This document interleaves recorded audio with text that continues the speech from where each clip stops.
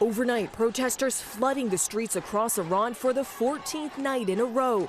Masses gathering in Tehran, inundating the nation's capital as far as the eye can see. Crowds cheering around this bonfire, dancing around the flames. Chanting "Down with the dictator," blasting the regime over Iran's failing economy and soaring inflation. In this dramatic footage posted on social media, a man with what appears to be a homemade flamethrower sets a motorcyclist on fire. These protesters risking arrest and even death. The government trying to shut them down with a nationwide communications blackout, cutting off the internet, cell service, and phone lines. As a crackdown intensifies, President Trump escalating his warning to the Iranian regime. I tell the Iranian leaders, you better not start shooting because we'll start shooting too. Human rights groups say dozens of protesters have been killed and thousands more arrested. Trump clarifying his threat does not mean U.S. boots on the ground. We'll be hitting them very hard where it hurts.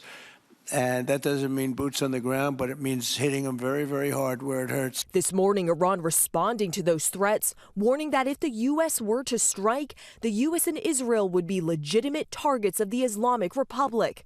This comes just 1 week after the U.S. captured Venezuelan President Nicolas Maduro and Trump declared the U.S. is running the country.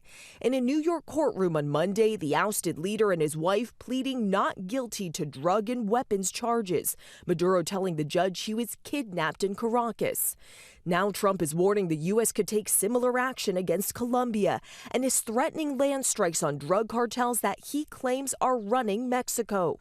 In response, Mexican President Claudia Sheinbaum tasking her foreign minister with strengthening coordination with the United States.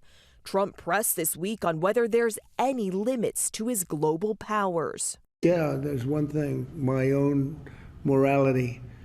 My own mind, it's the only thing that can stop. I don't need international law. I'm not looking to hurt people.